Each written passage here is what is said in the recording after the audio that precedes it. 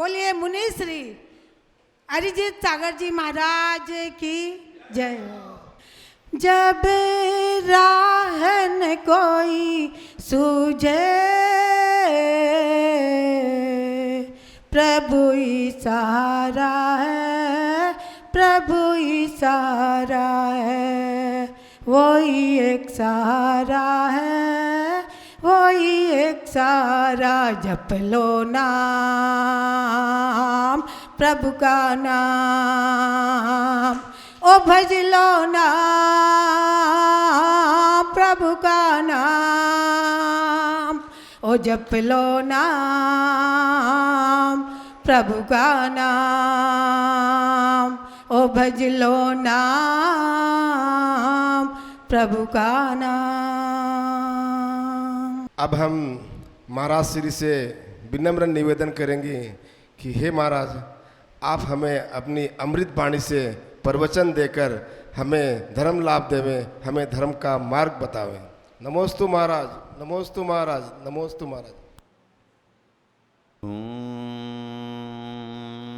नमः सिद्धेभ्यः।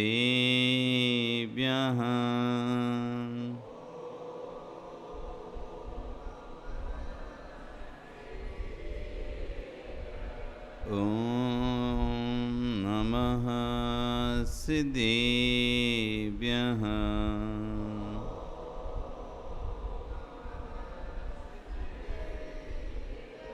ओम नमः सिद्धेभ्यः।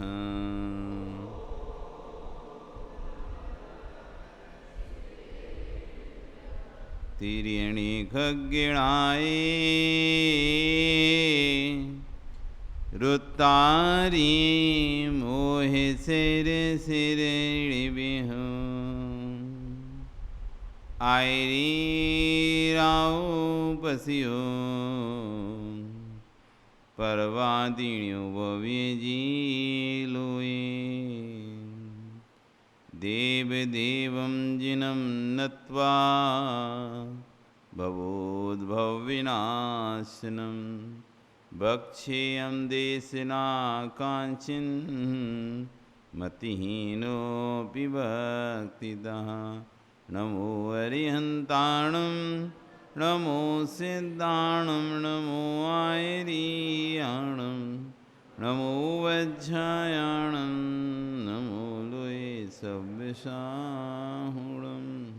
बोले अनंत अनंत पर विष्टि भगवानी की, आदिरम आदिनाथ भगवानी की, वर्तमान शासन महावीर भगवानी की, मूल नायक श्री 1008 पार्श्वनाथ भगवानी की, आचार्य कुलभद्र स्वामी महाराज की, गणाचार्य विराट सागर जी महाराज की, पट्टाचार्य आचार्य गुरुश्रेष्ठ विश्व सागर जी महाराज की, अहिंसा में विश्व धर्म की।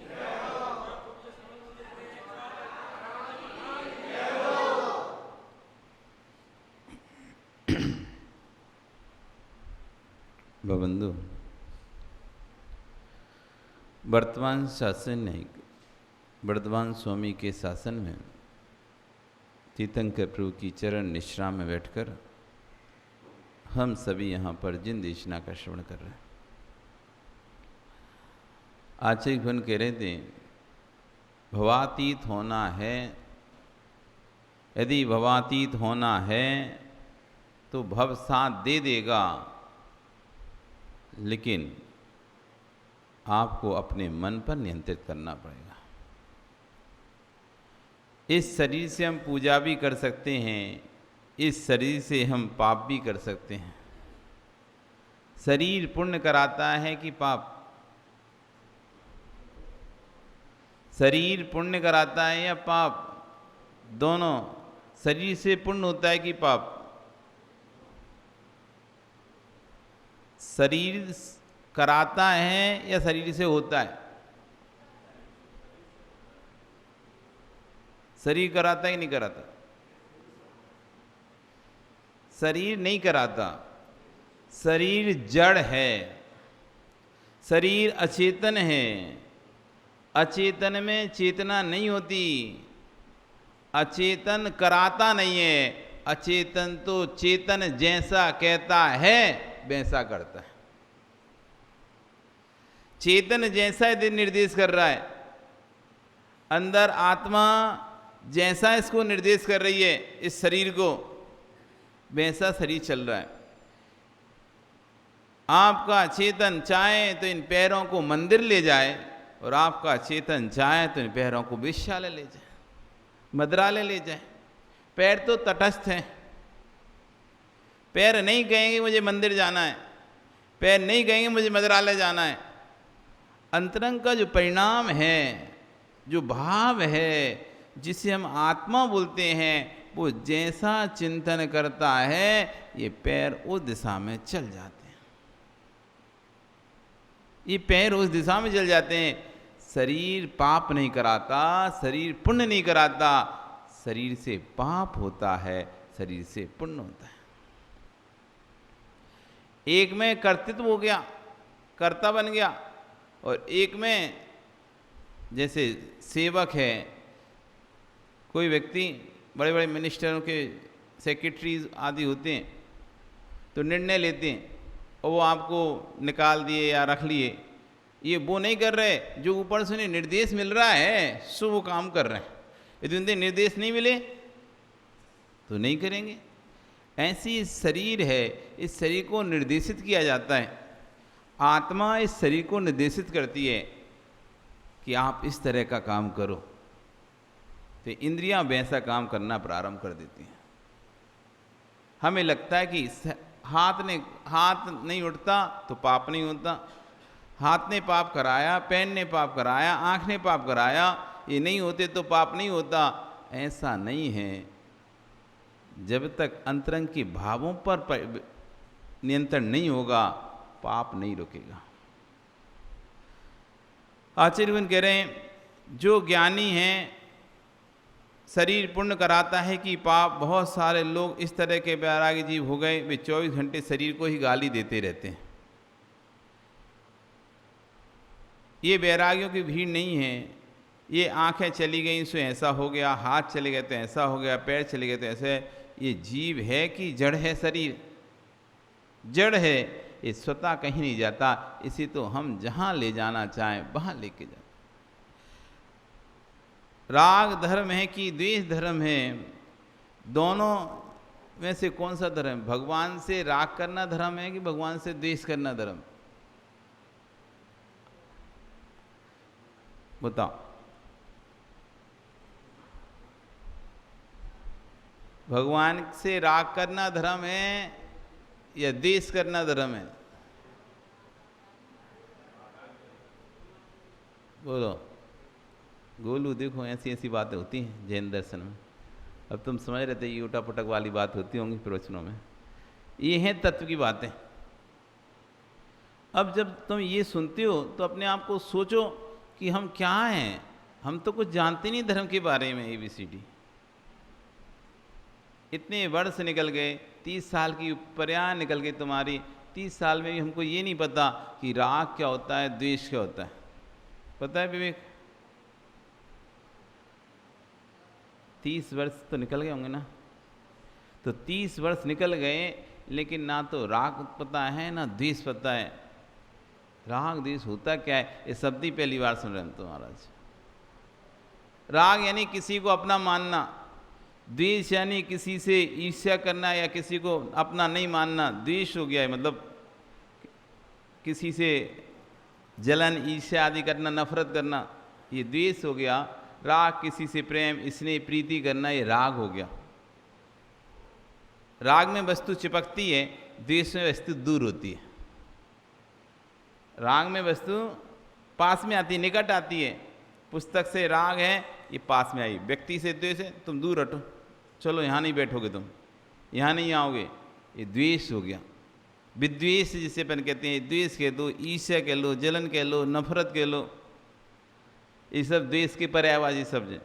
प्रीति कह लो, प्रेम कह लो, स्नेह कह लो, लगाव कह लो, ये सब राग के पर्यायवाची शब्द हैं। तो आपको भगवान से राग है कि द्वेष है? तो राग धर्म है कि द्वेष धर्म है?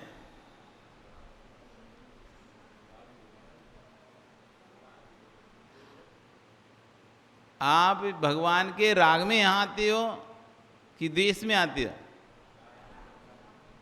राग में आते हो। भगवान के राग में आते हो या आत्मकल्याण के लिए आते हो? अरे अभी तो राग का बोल रहे थे, अब आत्मकल्याण बीच बदल क्यों रहे तुम लोग? एक बात बोलो ना कुछ। भगवान के राग में मंदिर आते हो या अपने आत्म कल्याण के लिए मंदिर आते हो? अभी तो बोल रहे थे हम भगवान के राग में मंदिर आते, अब हो गया आत्म कल्याण। अभी कुछ और तीसरा बोल देंगे तो फिर तुम फिर बदल जाओगे। तो ये मतलब भगवान से राग नहीं है, मतलब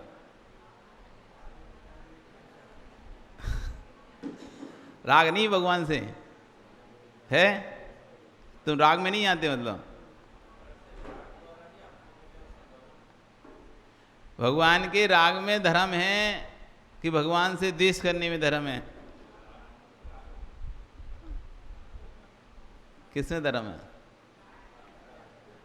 अरे भाई, ना द्वेष में धर्म है ना राग में धर्म है। रत्तो बंदती कम्मो मुंचो जीवो विराग संपत्तो ऐसो जिनोपदेशो। राग से कर्म का बंध होता है और वैराग से विराग से कर्म का क्षय होता है, ऐसा भगवान का उपदेश है। तत्तो बंदती कम्बो, राग तो कर्म को ही बांधता है।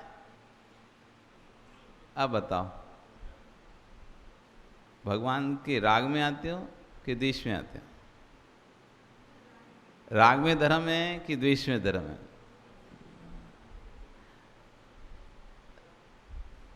कि अपने स्वभाव में धर्म है? ओ वकील साहब, खूब घुमाते हो ना लोगों को अदालत में। अब बताओ तो, तुम्हें तो बाल की खाल निकालने की आदत है। वहां पे तो अब निकालो बाल की खाल।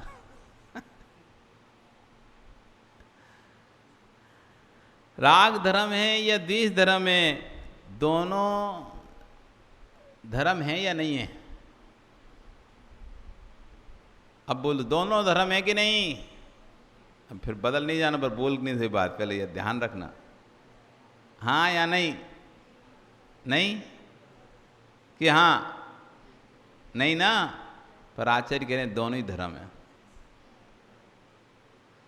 अब लो, राग भी धर्म है, द्वेष भी धर्म है, पर कौन सा धर्म है?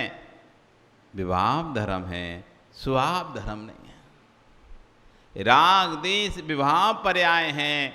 आत्मा की विभाव यानी विभाव मतलब बिगड़ी हुई पर्याय। विभाव का मतलब होता है बिगड़ा हुआ, स्वभाव का मतलब होता है जैसा का तैसा। जैसे आपने खाना बिगड़ जाता है ना, सब्जी बिगड़ जाती है और एक अच्छी होती है, जैसे बना दी जाती है वैसी बनती है, और एक बिगाड़ दी जाती है। तो आत्मा का जो स्वभाव है उसको कहते हैं स्वभाव धर्म। और जो आत्मा से विपरीत है, किसी से राग करना आत्मा का धर्म नहीं है, किसी से द्वेष करना आत्मा का धर्म नहीं है, उसे कहते हैं विभाव धर्म। बिगड़ा हुआ जो हमारा स्वभाव है उससे विपरीत जो हो जाए वो सब क्या कहलाता है? विभाव। स्वभाव और विभाव दो चीज़ें होती हैं। स्वभाव, जैसे पानी का स्वभाव क्या है? शीतलपना। पानी का स्वभाव कैसा है? शीतलपना। अब उसे आपने गर्म कर दिया, उसका स्वभाव बिगड़ गया। जो शीतल था, ठंडापन था, वो गर्म उष्णता को प्राप्त हो गया, वो अपने विभाव में चला गया। लेकिन विभाव में वस्तु लंबे समय तक नहीं रह सकती, विभाव के बाद आती स्वभाव में ही है। पानी कितना भी गर्म कर दो आप, कितना भी उबाल दो, कितनी भी देर उबाल के रखो, घंटे 2 घंटे 10 घंटे 24 घंटे उबालते रहो, लेकिन जैसे ही तुम उसको अग्नि से हटाओगे तो क्या होगा? क्या होगा बेटा? ठंडा होगा।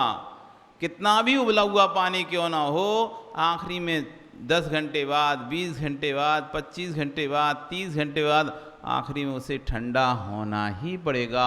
ये अपने आप स्वभाव में उसे आना ही पड़ेगा। क्रोध हमारा विभाव है, क्षमा हमारा स्वभाव है,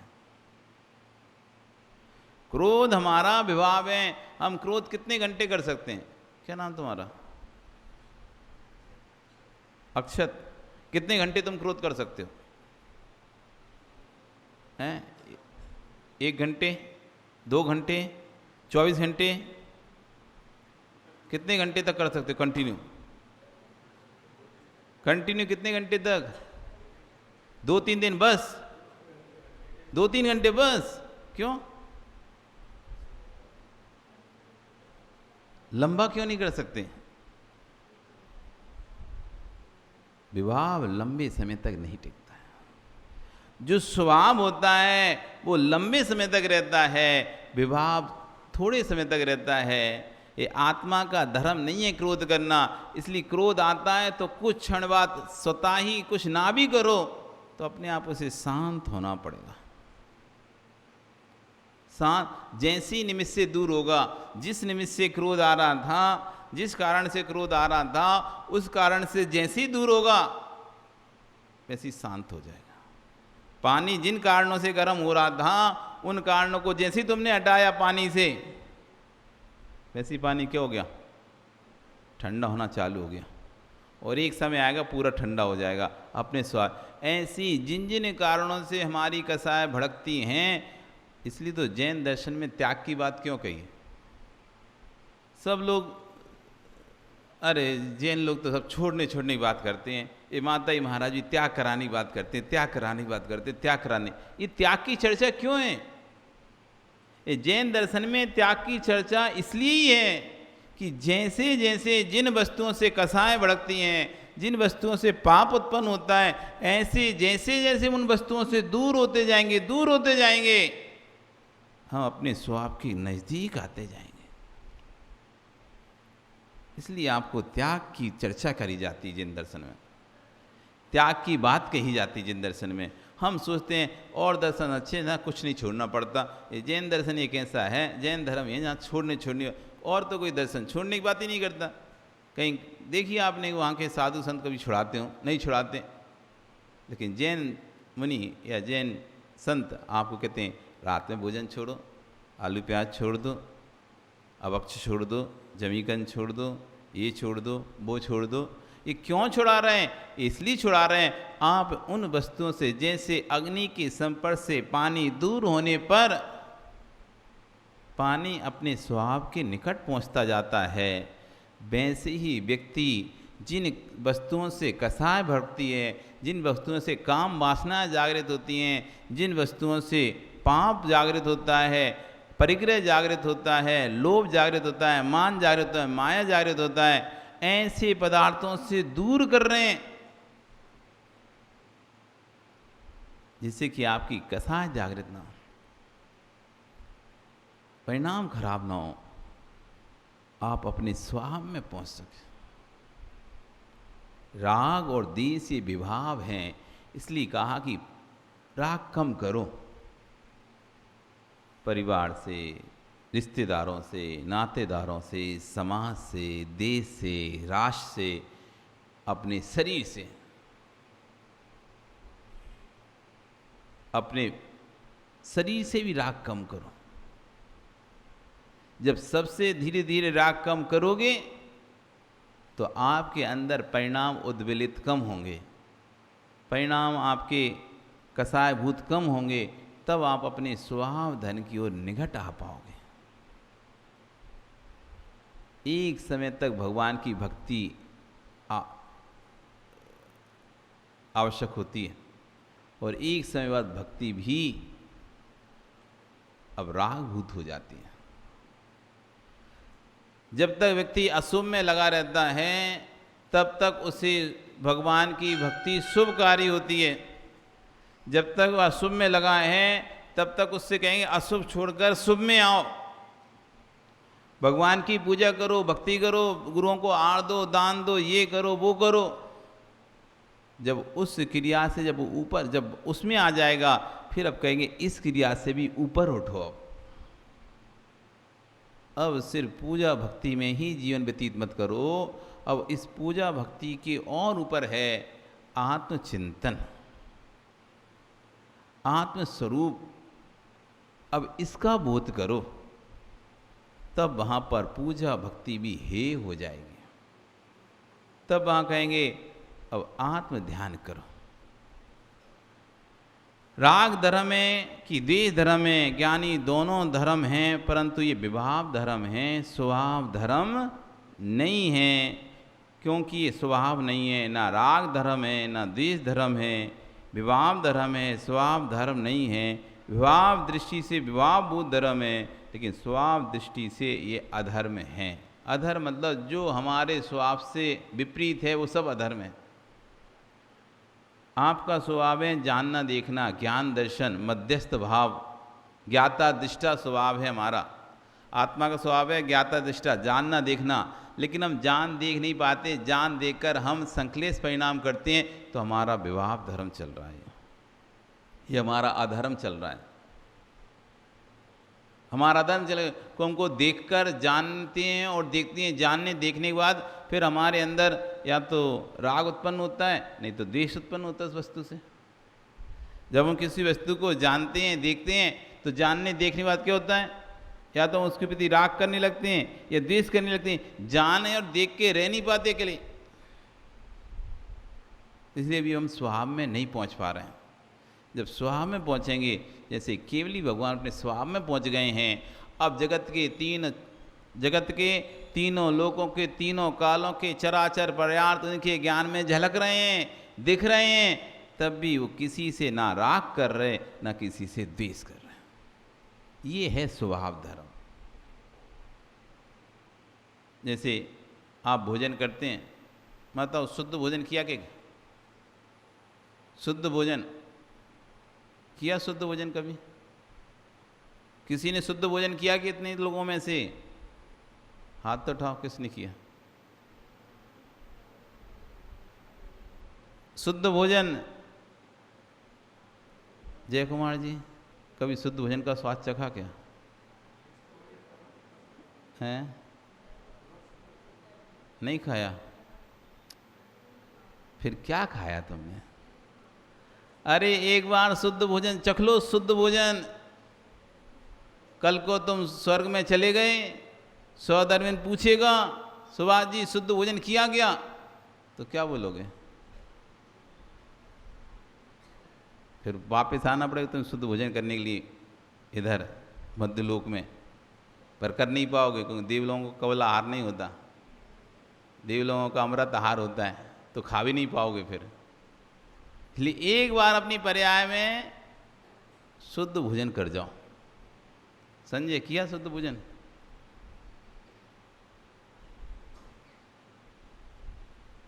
शुद्ध भोजन, हाँ, ये काम की बात पूछी सुभाष जी ने, एक काम की बात हुई। महाराज जी आप मतलब पहले बता दो, नहीं तो बाद में कुछ और गड़बड़ हो जाए। शुद्ध भोजन का मतलब क्या है? एक शुद्ध भोजन जैसे आप मिराज के आहार में बनाते हो, एक तो वो शुद्ध हो गया, सब प्रकार की शुद्धि को रखते हुए जो आप भोजन तैयार करते हो, मन वचन काया की शुद्धि से, चौके में वस्त्र आदि की शुद्धि से जो भोजन तैयार करते हो, एक तो वो शुद्ध भोजन जिसमें किसी प्रकार की बाहर का बना हुआ सामग्री नहीं लाते, सब वहीं पर बनाते हो और मर्यादा का सामान बनाते हो, मर्यादा है एक शुद्ध भोजन। पर हम इस शुद्ध भोजन की बात नहीं कर रहे, हम कर रहे हैं उस शुद्ध भोजन की जिसमें कुछ भी ना मिलाओ।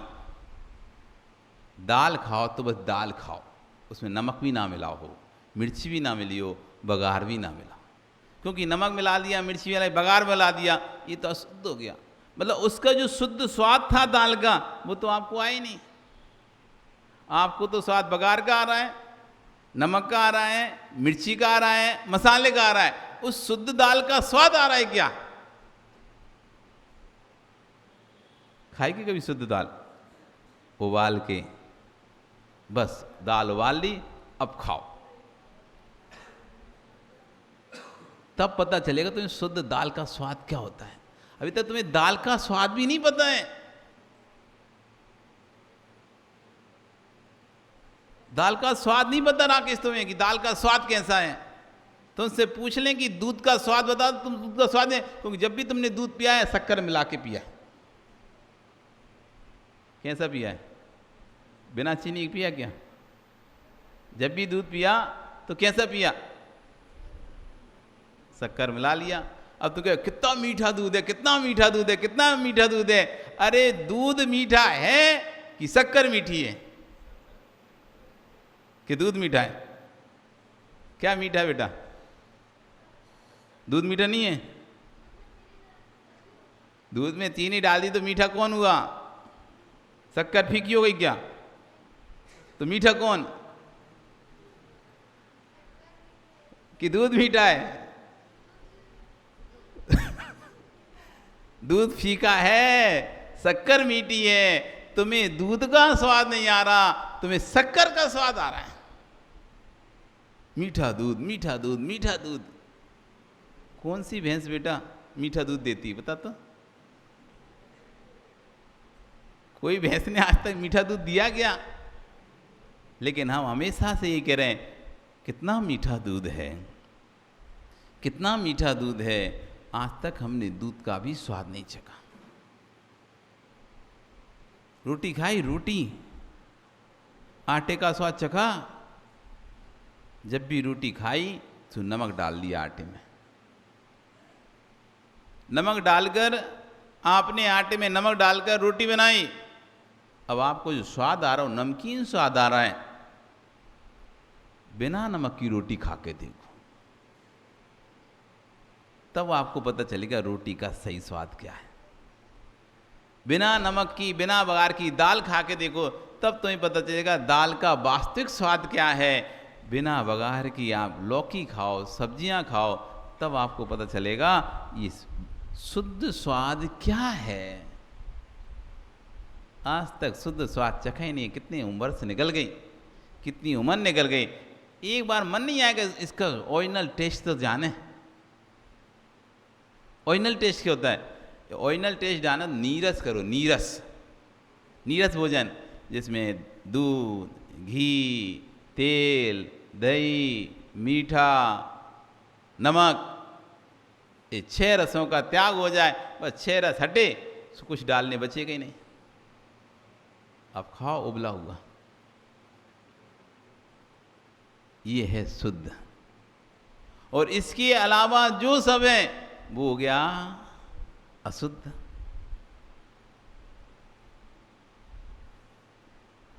क्या हो गया वो? अब अशुद्ध 2 प्रकार के हो गए, ध्यान रखना। तो महाराज जी आप तो अशुद्ध हार करते हो। एक अशुद्ध वो है जो मर्यादा के बाहर वाला अशुद्ध है, और एक अशुद्ध यहाँ पर जो स्वभाव की दृष्टि से कह रहे हैं कि जो उसका ओरिजिनलपन था उसको ना जानकर उसमें कुछ ही मिला दिया, नमक मिला दिया, मिर्ची मिला दी, तो कह दिया अपने स्वभाव से विपरीत जो भी हुआ वो क्या हो गया? अशुद्ध हो गया। ऐसे ही मेरा धर्म आत्म धर्म था, आत्मलीनता थी, उससे विपरीत जो भी होगा वो अधर्म हो गया। एक अधर्म होता है पाप करना। अब अधर्म, क्योंकि शब्दाना मने करता, शब्दों के अनेक करते हैं। कनक कनकते 100 गुनी, मादकता एक पाए, एक खाए बौर आए तन, एक पाए बौर आए। कनक कनकते 100 गुनी, एक कनक से दूसरी कनक 100 गुनी अधिक है। मादकता, एक कनक से दूसरी कनक में 100 गुनी मादकता है। अब एक कनक का अर्थ है आटा, जो आप लगाते हो ना, आटे को लगाते हो, उसको कहते हैं कनक। और एक कनक मतलब होता है सोना, और एक कनक होता है धतूरा। आटा, सोना, धतूरा ये अलग अलग हैं। कनक कनक ते 100 गुनी, मादकता अधिकाय। एक सोना जिसे पाकर आदमी बौर आ जाता है, पागल हो जाता है, ज़्यादा मिल जाए तो पागल हो जाता है। अभी आप शांति से बैठे हो, अभी एक पेटी खजाना मिल जाए तो सोने का, तुम तो पगला जाओगे। अब इसको रखूँ कहाँ, कैसे करूँगा, क्या करूँगा? कनक कनक ते, और एक कनक मतलब धतूरा, उसको तुमने खा लिया सो पगला जाओगे। धतूरा खाने से पागल हो जाता है और सोने को देखने मात्र से पागल हो जाता है। तो कनक कनक ते 100 गुनी, मादकता दिखाए, एक पाए बोराए और एक खाए बोराए। एक पाकर पागल हो रहा है और एक खाकर पागल। तो जैसे अलग अलग अर्थ हैं, ऐसे अधर्म अधर्म के अलग अलग अर्थ हैं। एक ही अर्थ में लगा लेना, अधर्म मतलब सिर्फ पाप नहीं लेना। अधर्म का एक अर्थ पाप है, तो दूसरा अर्थ है जो हमारा स्वभाव धर्म था उससे हम हट गए, अधर्म हो गया, अधर्म हो गया। हम धर्म करते हुए अधर्म ही हो गए, क्योंकि अपने स्वभाव में अपनी आत्मा के बारे में हमने किंचित बात भी जाना ही नहीं है अभी तक। पूजन पाठ तो किया, अभिषेक तो किया, लेकिन जो अभिषेक पूजन पाठ कर रहा था उसको नहीं जान पा रहे। पूजन को जान रहे, अभिषेक को जान रहे, लोगों को जान रहे, लेकिन जो लोगों को जान रहा है, जो अभिषेक कर रहा है, जो पूजन कर रहा है, उसको आज तक कभी जानने का प्रयास नहीं किया। कौन कर रहा है अभिषेक, कौन पूजन कर रहा है? हम वर्तमान पर्याय को अपना नाम लेके बोल देंगे कि अमुक व्यक्ति पूजन कर रहा है, अमुक अभिषेक करता है। मैं अपने शरीर को करके कहता हूँ मैं अभिषेक कर रहा हूँ, मैं पूजन कर रहा हूँ, लेकिन मैं कौन हूँ इस बात को नहीं जान पा रहे। विदेशों से लोग आते हैं बस इस बात को जानने के लिए। यहाँ पे भारत में आत्मा के बारे में जानने के लिए देश विदेश से, विदेशों से कई लोग इस पर रिसर्च कर रहे हैं, पीएचडी कर रहे हैं कि खोजन हारे को खोज रहे हैं। जो सबको खोज रहा है वो कौन है, उसकी खोज करने के लिए भारत में आ रहे हैं। एक वैज्ञानिक ने तो यहाँ तक लिखा कि मैं खोज कर रहा था, खोज करते करते मैं सोचा कि कौन खोज कर रहा है उसकी खोज करूं। तो उसकी खोज करने को अपने लिखता है कि हे भगवान, यदि अगले भव में जन्म हो तो मेरा जैन कुल में जन्म हो। एक जैन कुल ही ऐसा कुल है जहां पर खोजन हारे की खोज का सिद्धांत दिया है, जहां पर खोजन हारे की यानी आत्मा के बारे में बताया गया है, आत्मा के बारे में समझाया गया है। एक जैन दर्शन है, बाकी से दर्शनों में बस क्रियाकांड क्रियाकांड क्रियाकांड क्रियाकांड क्रियाकांड, कहीं भी ज्ञान कांड की व्याख्या ही नहीं है, सिर्फ क्रियाकांड। और हम भी बस दूसरों के क्रियाकांड को देखकर हम भी अब क्रियाकांडों में पूरी तरह से उलझ गए। जैन धर्म में ज्ञान कांड भी दूसरा पक्ष है, लेकिन धर्मात्मा जैन धर्मावलंबी बस क्रियाकांड में इतने व्यतीत उलझ चुके हैं, इतने उलझ चुके हैं, उन्हें ज्ञान कांड से मतलब ही नहीं है। वो दूसरा पहलू उन्हें पता ही नहीं है धर्म का, सिर्फ एक ही पहलू पता है और दूसरा पहलू से अनभिज्ञ हैं, पूर्ण रूप से अनभिज्ञ हैं, क्योंकि समय ही नहीं है जानने के, पढ़ने का समय नहीं है। जितनी पढ़ाई तुम सामान्य लौकिक परीक्षा को पास करने में करते हो ना, उससे कई गुना अधिक पढ़ाई करनी पड़ेगी जैन दर्शन को समझने के लिए। लौकिक शिक्षा के लिए हम पढ़ाई करते हैं दिन रात 20-20 घंटे, 15-15 घंटे, 10-10 घंटे पढ़ के पास होते हैं, लेकिन कभी जैन दर्शन को समझने के लिए आपने पढ़ाई की नहीं आज तक। की मनोज पढ़ाई जैन दर्शन समझने का? कभी कोशिश भी की कि मैं जैन दर्शन के सूत्रों को समझूं? ये तो भारी चीज़ों को तो कोई भी समझ लेता, तुम ना भी पढ़ो तो सुन सुन के समझ जाओगे। लेकिन जैन दर्शन के प्रोफेसर साहब महेश जी, फिलॉसफी अलग ही विषय होता है, दर्शन विषय अलग होता है और क्रियाकांड विषय अलग होता है। दर्शन में कहीं भी कोई क्रियाकांड नहीं आएगा। ये जो तुम जितना जो कर रहे हो ना, वो कहीं भी जैन दर्शन, जब आप फिलॉसफी पढ़ोगे, जैन फिलॉसफी पढ़ोगे, वहाँ पर एक शब्द भी नहीं आएगा पूजन पाठ का, माला माला का, कोई भी कुछ भी शब्द नहीं आएगा। इसे सब पागलपंथी करेंगे वहाँ पर। ये दर्शन नहीं है ये। और धर्म क्रियाकांडों से जीवित नहीं होता, धर्म दर्शन से जीवित रहता है। किसी भी समुदाय का अस्तित्व क्रियाकांडों से नहीं होता, क्रियाकांड बदलते रहते हैं। आज कुछ व्यवस्था, कल दूसरी व्यवस्था, कोई तीसरा आया, कोई तीसरी व्यवस्था बदलती रहती है। समय के अनुसार व्यवस्थाएं बदलती रहती हैं, वस्तुएं बदलती रहती हैं, लोग बदलते रहते हैं। इसलिए क्रियाकांडों से धर्म नहीं चलता है, धर्म दर्शन से चलता है। जिसका जितना गहरा दर्शन होगा, जिसका जितना मजबूत दर्शन होगा, वो धर्म उतना आगे तक जाएगा।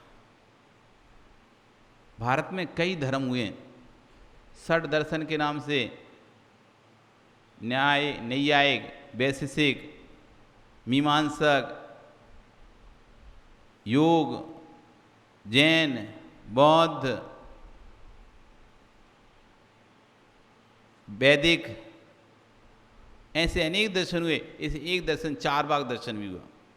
उस चारवाक दर्शन का सिद्धांत बस क्रियाकांड था। खाओ पियो मौज करो मस्त रहो, खाओ पियो मौज करो मस्त रहो। उसके बाद कोई दर्शन नहीं था, तो ये वे भारत में चल ही नहीं पाए वो दर्शन। समझना पड़ेगा आपको, कितने दर्शन हुए हमारे भारत में, क्या क्या उनके सिद्धांत थे। हमारे जैन दर्शन के सिद्धांत क्या हैं? आपको पता है आपके जैन दर्शन का क्या सिद्धांत है?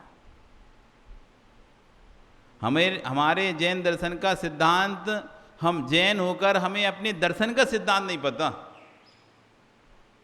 हमारा दर्शन किसके आधार पर टिका है? क्योंकि कोई वस्तु बिना आधार के तो रहती नहीं है, कोई ना कोई तो आधार रहता है वस्तु का। तो आपका जैन दर्शन किस आधार पर टिका है?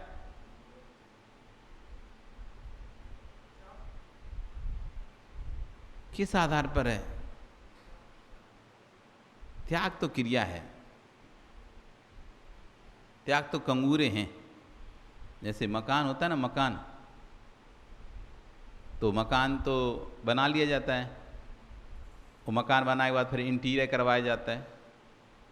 तो इंटीरियर उसका बेस नहीं है, बेस तो जमीन में जो दिखाई नहीं दे रहा हमको, बेस तो जमीन में है जो दिखाई नहीं दे रहा। जो दिखाई दे रहा वे तो सब कंगूरे हैं, वो तो डिजाइन है, उससे मकान नहीं खड़ा हुआ है, वो तो मकान की सुंदरता बढ़ा रहा है।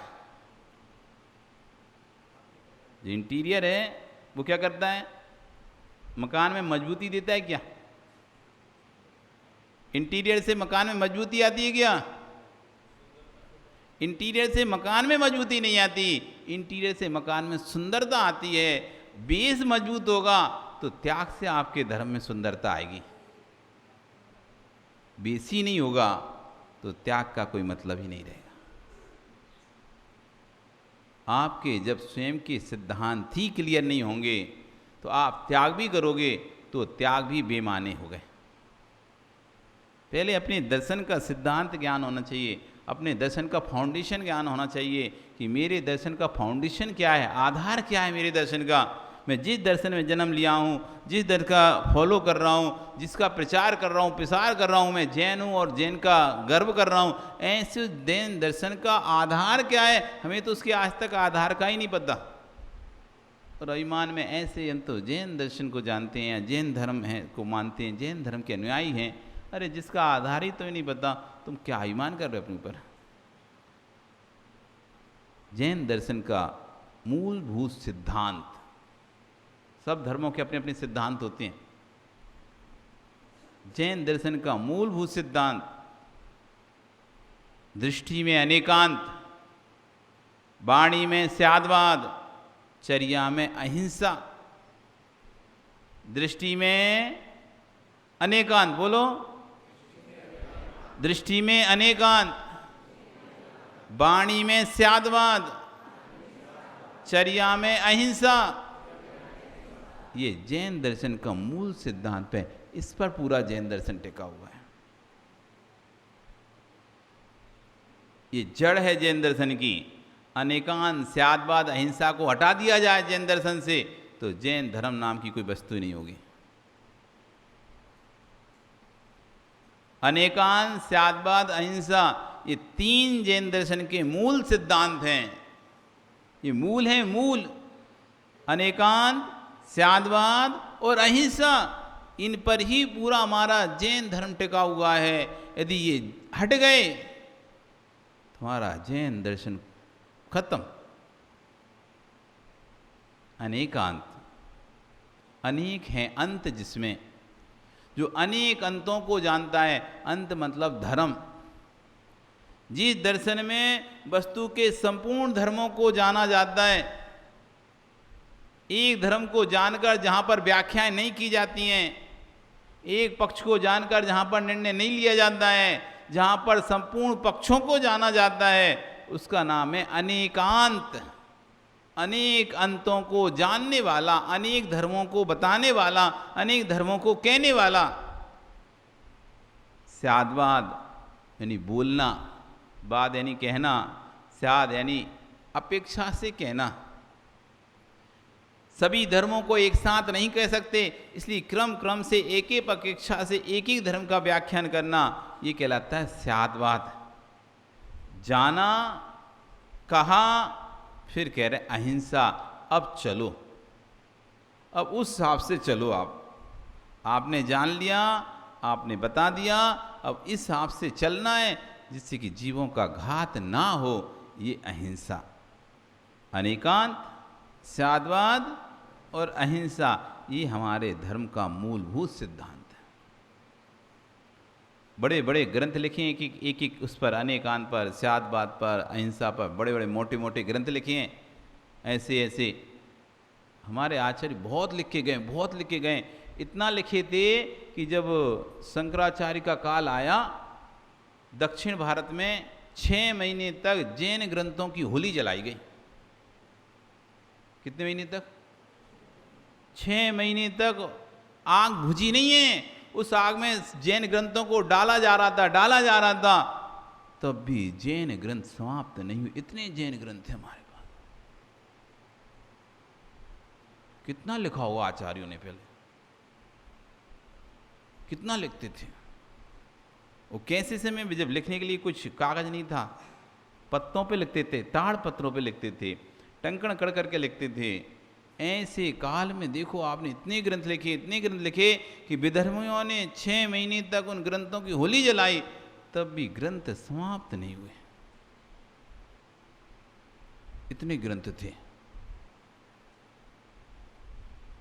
ये आचार्यों का उपकार है हमारे ऊपर। इतना लिख के गए, आज हम इतना जितना लिखे तब आज थोड़ा सा हमको मिला है, और हम उसमें थोड़े से में भी कुछ नहीं पढ़ पा रहे हैं।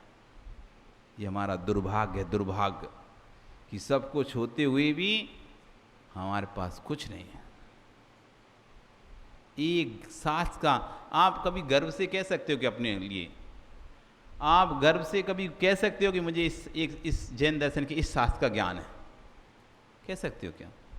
इष्टोपदेश देखो मुझे अच्छी तरह से आता है, मुझे द्रव्य संग्रह बहुत अच्छी तरह से आता है, मुझे तत्वार्थ शुद्ध बहुत अच्छी तरह से आता है, मुझे गौमणसार जीवकांड बहुत अच्छी तरह से आता है, मुझे गौमणसार कर्मकांड बहुत अच्छी तरह से आता है, मुझे रत्नकांड श्रापकाचार बहुत अच्छी तरह से आता है, आलाप पद्धति बहुत अच्छी तरह से आती है, या परीक्षा मुख आता है, प्रमेय रत्नमाला आती है, प्रमेय कर मार्तंड आता है, प्रमेय कुमुद चंद्र आता है, लब्धि सार आता है, छपड़ा सार आता है।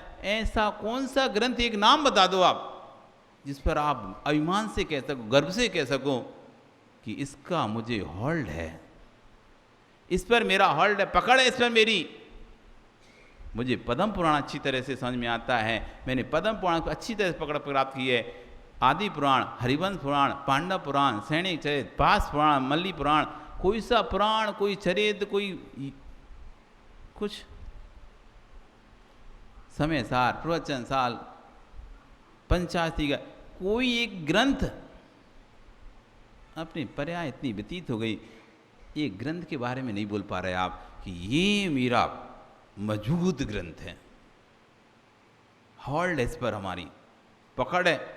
व्यापार में करते हो ना, अरे इस व्यापार में तुम्हारी अच्छी पकड़ है, इसके बारे में सब कुछ जानते हैं। ऐसी एक ग्रंथ, इतने इतने वर्ष निकल गए तुम्हारे जैन होने के बाद भी, अपने आप पर जैन होने का थोड़ा तो अभिमान होना चाहिए तुम्हें कि एक ग्रंथ देखो हमने अपनी लाइफ में ऐसा तैयार किया, इस विषय में कुछ भी पूछ लो हम बता देंगे। कुछ नहीं है, काहे के जैन हो तुम? बस लड़वा लो आपस में, पूजा पाठ करवा लो, लड़ाई करा लो, बस इतना ही काम है। इतने की जैन हो। एक करना है तो ऐसी कंपटीशन करना चाहिए, करना है तो ऐसी मीटिंग करो। तुम्हारा कितने ग्रंथ तैयार हो गए बताओ, समाज को बोलो कि एक ग्रंथ जो तैयार करेगा उसे विशेष पुरस्कार दिया जाएगा। ऐसी तो प्रतियोगिताएं रखो, ऐसी मीटिंग ऐसी रखो जिस समाज में ज्ञान बढ़े। कभी ऐसा प्रतियोगिता रखी माँ आपने कि कोई माँ एक ग्रंथ पूरा याद करके सुनाएगी, उसे पुरस्कार दिया जाएगा बड़ा सा बड़ा? कभी नहीं। डांस करा लो, प्रतियोगिता यही करा लो बस आपसे ऊंचा खून। कभी ज्ञानार्थक प्रतियोगिताएं, ज्ञानार्थक किए क्या? एक ग्रंथ पूरा याद करके सुनाना है, आप करो। 4 माह आपको दिए जा रहे हैं, एक ग्रंथ अपने जीवन में याद कर लो 4 महीने में, विशेष पुरस्कार आपको 4 महीने बाद हम देंगे। पर करो, एक ग्रंथ करो, कुछ तो करो ऐसा जिसके आप कल जब आप अंतिम सांस गिन रहे हो, मरण अवस्था में हो, कोई सुनाने वाला ना हो, आँख से दिखना बंद हो गया हो, कान से सुनाई देना बंद हो गया हो, तो कम से कम अपने मन में उस ग्रंथ का पाठ तो कर सको। कंठी की विद्या और अंटी का दाम, वक्त पड़े पर आबे काम। कितनी भी ऑनलाइन पेमेंट सुविधा हो गई हो, कैशलेस हो जाए, लेकिन जो जेब का पैसा है वो जेब का ही रहता है।